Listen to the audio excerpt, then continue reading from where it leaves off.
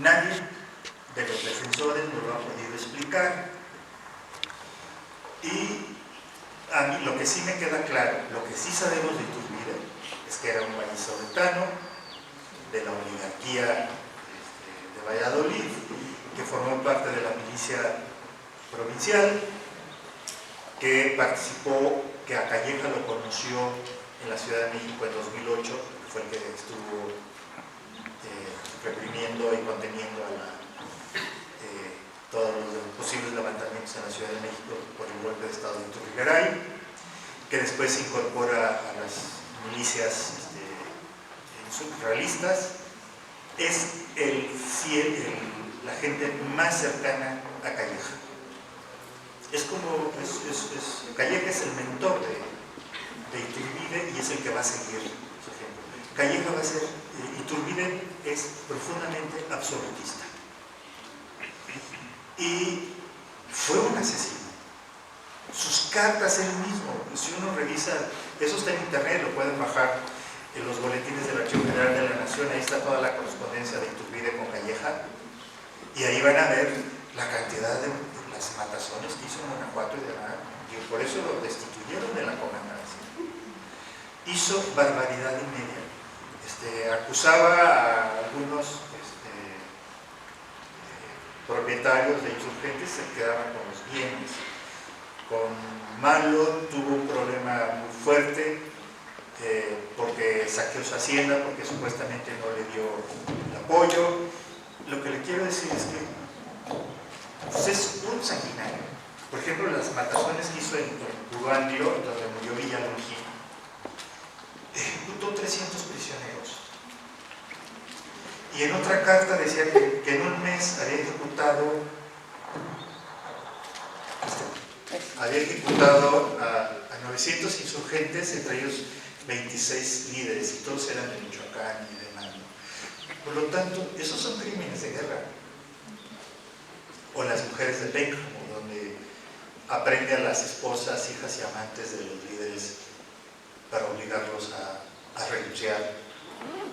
O sea, todo eso es lo que sabemos de Iturbide, pero de 16 a 20 no sabemos nada. Y luego después lo quieren poner como el libertador de la patria. Pues ahí yo tengo mis dudas, porque de patriota no tenía nada. Si ustedes ven, el plan de Iguala que nos está proponiendo es ofrecer el nuevo imperio a la casa reinante, a Fernando VII, para que venga y demás. Entonces, estas historias ya no nos las creemos. Y sí, lo que yo quería mostrar era esto, pero viene otra cosa. Fíjense ustedes, yo no sé si el doctor Jaime, me da mucho gusto que esté aquí, porque él nos puede explicar qué fue lo que pasó en Michoacán, pero vean el tema de los derechos ciudadanos para Veracruz. Si ustedes analizan lo que es la Constitución garitana, la de 12, ¿cuáles eran los requisitos para ser ciudadano? Tener un modo honesto de vivir. Para ser elector primario, modo honesto de vivir. Elector secundario, modo honesto de vivir. Luego después viene la de 24 local y van a ver cómo van incrementando las rentas. Es decir, la exclusión de gran parte, de la mayor parte de la población. Es decir, por un lado la independencia nos hace ciudadanos, bienes y demás, pero por otro lado los derechos políticos sí se limitan. Pero la ley electoral de 1830 es peor todavía. Está reservada exclusivamente a las oligarquías más poderosas de Veracruz. Y el resto de la sociedad no participa. La primera ley nacional para la ciudad y los derechos políticos, el otorgamiento de los derechos políticos es de 1836 y con la Constitución del 37. Es el primer intento después de la de Cádiz. Y bueno, lo que yo quería que vieran, bueno, son las leyes centralistas, pero llegamos a la Constitución del 57 y recuperan los principios de la Carta Gaditana. O sea, la ciudadanía, los derechos políticos se otorgan a todos los que tengan un modo honesto de vivir, el principio de vecindad y demás. Pero tuvo que pasar muchos años para llegar a este proceso otra vez. Y pareciera que ahora estamos con otros problemas, pero Es más o menos así. Y bueno, dicho lo anterior, pues me gustaría establecer un diálogo con ustedes. Muchas gracias.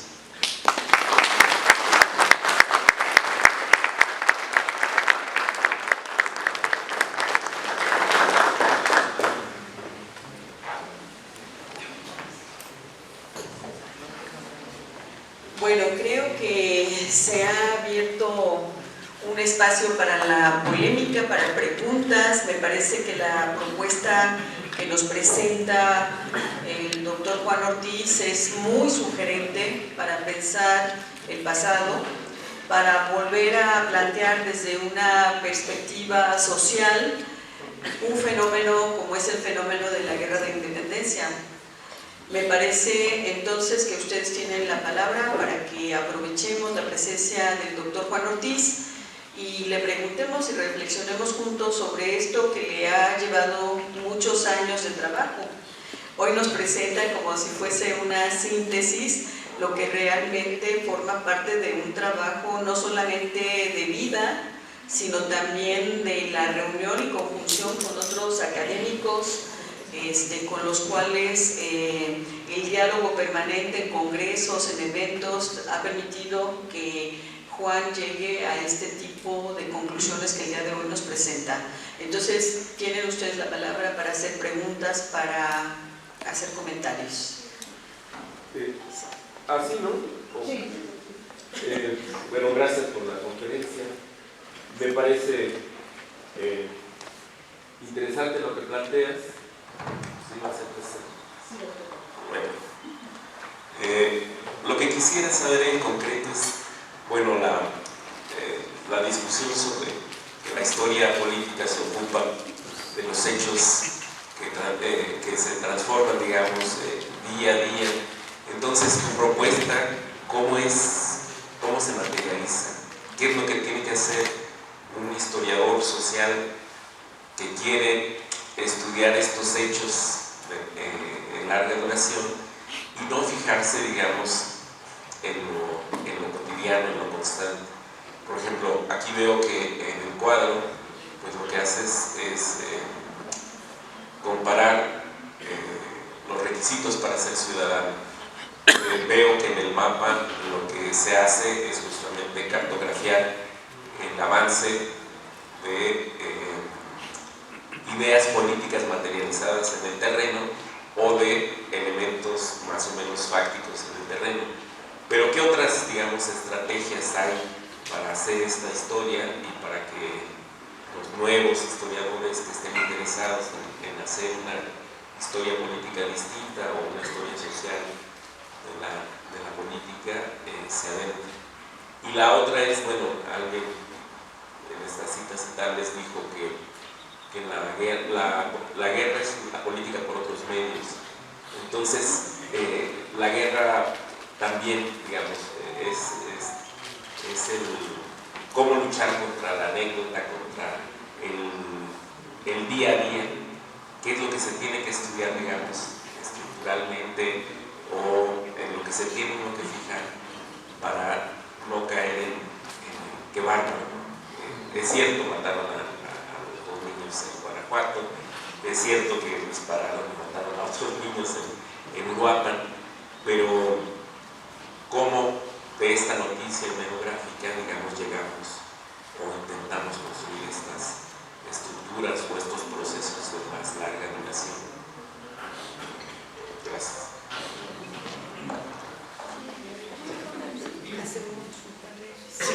Sí. Muchas gracias. Yo agradezco mucho la oportunidad de escucharle porque realmente uno sigue aprendiendo. Me gusta esto de lo que ha propuesto de contar la guerra como guerra civil.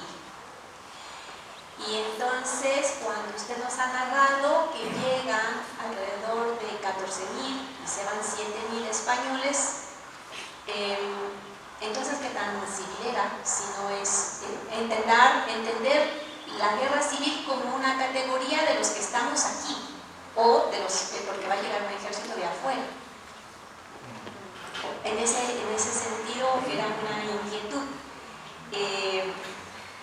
Y también me gusta esto que nos ha propuesto de ver la historia, verlos como mártires, ¿no? a todos estos protagonistas. Y no cabría también la pregunta de que Iturbide también es mártir, finalmente también lo van a asesinar, cuando él llega sin saber que no tenía que llegar, ¿no? Entonces, ese es mi inquietud. Sí, ese lo hace Eugenio. Sí. Gracias. Bueno, pues felicidades, doctor. Es muy interesante su exposición y desde un principio usted hablaba de la importancia que es tomar en cuenta la guerra que se ha hecho de lado por los politólogos, que así que es un tema que es prioritario para pues, las reflexiones que se está haciendo ahorita. Entonces yo dentro de ese contexto pues yo tengo una inquietud y es un tema que yo aprecio como un debate que ha habido y es sobre el concepto del ejército. Entonces ahora sí que yo creo que usted mejor que nadie puede pues, ahora sí que contestar mi inquietud dentro del periodo colonial que usted ya comentaba de que pues no había un ejército tal cual, que pues había milicias regulares, que había ahora sí que milicianos ya veteranos, ¿no? Un ejército cansado que no tenía pues una formación propia como la conocemos ahora. Y bueno, mi pregunta es, ¿a partir de cuándo se puede hablar de ejército y cómo puede definirse el concepto? Sí, gracias. Sí, muy bien. Juan, si consideras, aquí Sí. cerramos este primer tramo, ¿sí?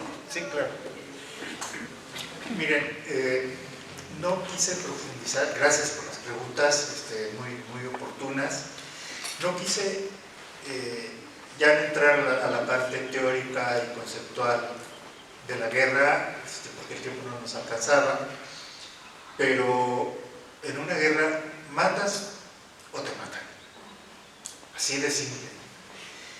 Pero en general existen dos tipos de guerra: las convencionales, donde hay códigos entre países, entre naciones y demás, y están las guerras civiles o guerras interiores, guerras irregulares que también pueden ser, es decir, son distintos conceptos los que se utilizan para definirlas.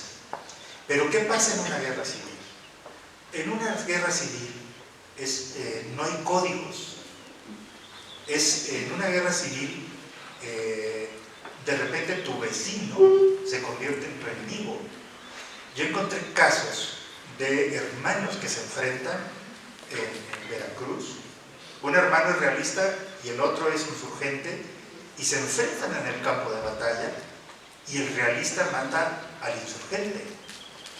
Vayan ustedes a saber qué problemas tendrían, porque para matar a un hermano. Pero como esos hay muchísimos casos. Ejecuciones sumarias hay por todos lados. Ese es el problema de las guerras civiles. No hay código, no hay códigos. Y por eso Iturbide hizo lo que hizo, ¿no? Mataba al por mayor, ejecuciones de niños, de todo. Entonces, por eso es importante entender, traigo al presente, ¿no? Vemos ejecuciones por todos lados, pero no sabemos cómo explicarlo. No sé ustedes si tengan una respuesta, ¿no? Pero ¿qué nos está pasando como sociedad? Y ahí viene una explicación a lo mejor moral. ¿Qué hemos hecho como sociedad para llegar a este punto? Que era mucho de la pregunta que se planteaban los historiadores de la primera mitad del siglo XIX, que intentaban dar una explicación moral de la guerra. ¿Por qué la guerra? ¿Por qué las ejecuciones? ¿Por qué las divisiones entre vecinos, entre hermanos, entre familias? ¿Por qué nos destruimos como sociedad? Lo que estamos viviendo ahora no es una guerra entre narcos, los del Jalisco y los Viagras y los estos. Estamos en medio.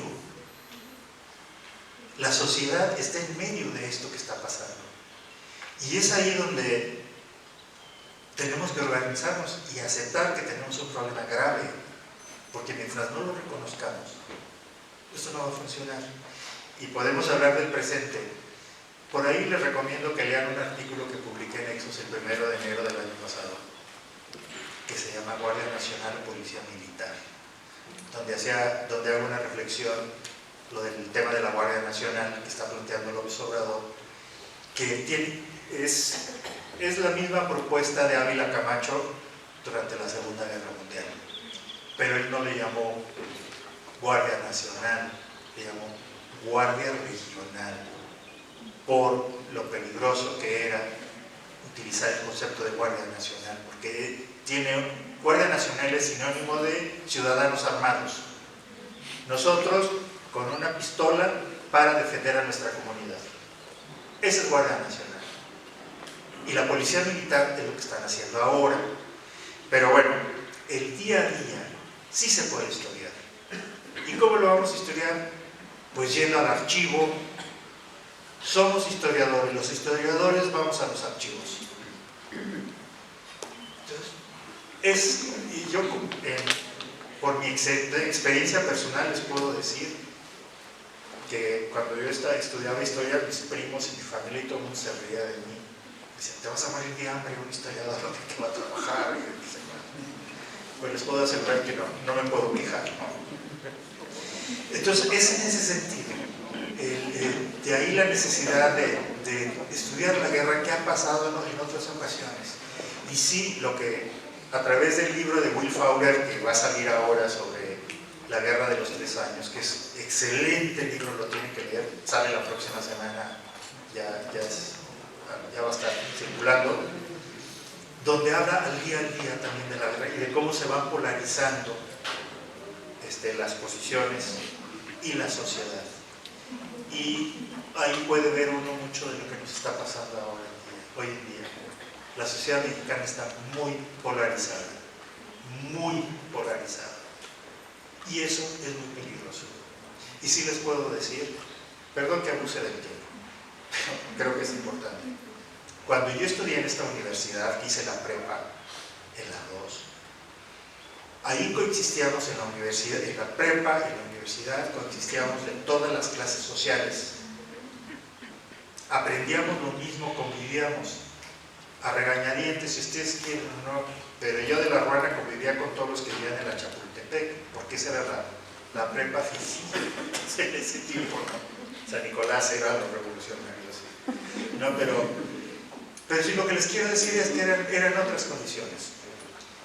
Y lo dije en una ocasión aquí, a las privadas iba la gente que no calificaba para ir a las escuelas públicas, porque las mejores escuelas públicas eran las mejores universidades, eran las públicas. Ahí nos formamos nosotros, convivimos con todos, pero esta separación que se ha dado entre la educación privada y la pública, pues ya tenemos 2 Méxicos. Tenemos 2 Méxicos, que eso todavía en los 70 no existía. No existía, y ahora sí, ya lo tenemos. Pero bueno, ya me salí del tema, una disculpa. Cuando yo hablo de guerra civil, me refiero a los primeros años. Las tropas expedicionarias comienzan a llegar en 12, y las últimas llegan en 17. Pero sí, lo que les comentaba al principio, la base de las tropas son novohispanas. Aunque llegan esos refuerzos, pero son para coordinar, dirigir a las novohispanas. Entonces, es una guerra que se va transformando de una guerra civil a una guerra de liberación, lo que les comentaba de que las tropas realistas cambian de rostro. Son españoles, y es ahí donde ya se empieza a hablar de una guerra de liberación, porque son las tropas que están oprimiendo a las comunidades. Ahora, son mártires porque la historiografía los ha hecho mártires y tiene mucho que ver con la influencia de la Iglesia. Como lo dijo Calleja, esta fue una guerra de religión. Si ustedes se fijan, ¿cuántos líderes insurgentes, sacerdotes hubo Son montones. Y más en esta zona. Muchísimos. Los líderes eran insurgentes. Digo, los líderes insurgentes eran curas. Entonces ahí es otra cosa. Y la iglesia siempre los ha construido, los han ido en vez de héroes, mártires, y por eso nos cuesta tanto trabajo hablar mal de ellos. ¿No se han dado cuenta que cuando uno habla de los revolucionarios, que Obregón era un asesino, un ladrón, Calles, todos, y no tenemos ningún problema? No hay conflicto para hablar de ellos. Pero ¿qué tal cuando hablamos de los insurgentes? Ahí sí hay un problema, porque son curas. Entonces ahí hay un problema ahí que nos cuesta mucho trabajo y que de alguna manera eso ha limitado la explicación. Yo no creo que Iturbide sea mártir. No, por todo lo que hizo y porque además ya estaba sentenciado, que si entraba al territorio lo iban a matar. Y él entró. Pero bueno, sí lo quieren hacer mártir, pero no sé, no. El tema del ejército me parece muy interesante. De hecho, mi proyecto actual es hacer una historia del ejército mexicano, desde su creación durante las reformas borbónicas hasta el presente. Pero lo que me doy cuenta es que no hay un ejército mexicano, hay muchos ejércitos mexicanos. Va cambiando. Desde el ejército expedicionario, el primer intento es con la jura de la independencia, el primer intento es el de Iturbide, de formar un ejército muy elitista excluyendo a los insurgentes. Después en 24 se crea otro ejército mexicano, ya con la incorporación de los insurgentes y demás, pero luego vienen los conflictos a partir de 32. Y dependiendo de quién esté en el poder, lo va reorganizando y demás. Luego viene la guerra de reforma, la guerra con Estados Unidos, donde emergen las guardias nacionales, que son el antecedente son la base del ejército liberal, el que se va a enfrentar a los conservadores que salen del colegio militar. En 1860 González Ortega disuelve el ejército federal y con las guardias nacionales forma el ejército republicano, pero después los anteriores, que era el ejército de Santana, se va a vincular a los franceses y viene toda la guerra esta, y luego después el porfiriato, desaparece el ejército, después de los tratados de Teoloyucan, y después viene toda la reforma de Amaro, y lo que estoy encontrando es la reforma de Lázaro Cárdenas como secretario de la Defensa Nacional durante la Segunda Guerra Mundial. Y ahora viene otra reforma del ejército. Entonces ahí estamos hablando. Pero sí, el concepto pues es ya desde principios del siglo XIX. Entonces estoy acá. Sí. Bien, vamos a dar oportunidad de otra rueda de preguntas. Doctor Jaime. Sí, bueno, pues resulta muy interesante la propuesta.